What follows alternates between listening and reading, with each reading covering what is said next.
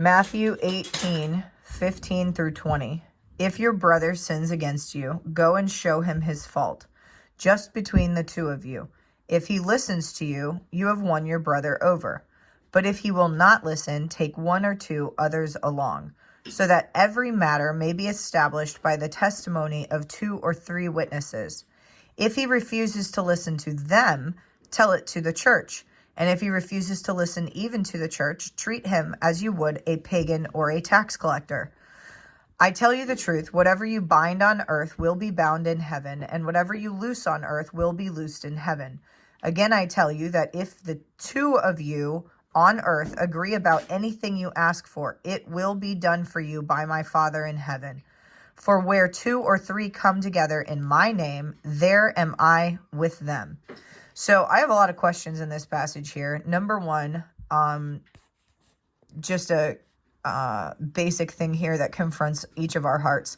If someone sins against you, you don't just ignore it, let it go. They sinned against you. Go tell them you've sinned against me, just between the 2 of you. If they don't listen, you go get someone else and you come back and you say, you sinned against them.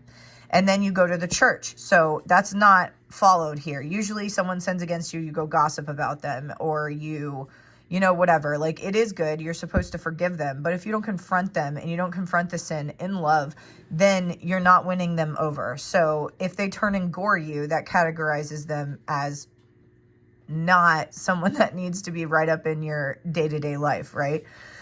So then here, I don't understand what Jesus means, treat them as you would a pagan or a tax collector, that they're not a brother in Christ. So there's different laws for treating a brother in Christ versus treating someone that's on the outside of the church that isn't governed by the Spirit of God. So that's the way that you should treat them, but specifically how you treat them, that I want revelation about. What the Lord means by that.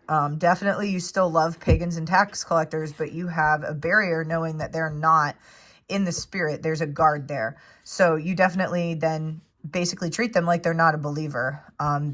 This identifies them as not a brother in Christ. So then there's a different thing that applies.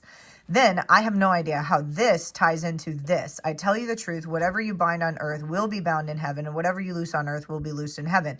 I believe this statement. I understand what this statement means, but what does it mean in reference to this? That's where I'm a little bit stuck.